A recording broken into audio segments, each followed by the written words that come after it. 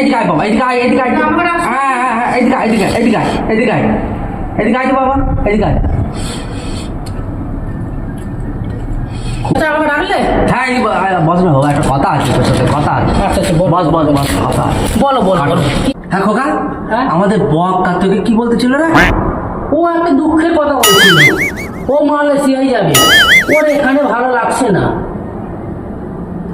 আর কাকা মালয়েশিয়া যেতে কত টাকা খরচ হয় বলি রে? মালয়েশিয়ায় যেতে ওই প্লেনের টিকিট 50,000 টাকা। হ্যাঁ 50,000 টাকা? এতগুলো টাকা খরচ করে প্লেনে যাওয়ার কোনো মানে হয়? সব কিছু তোর বাবুগিরি।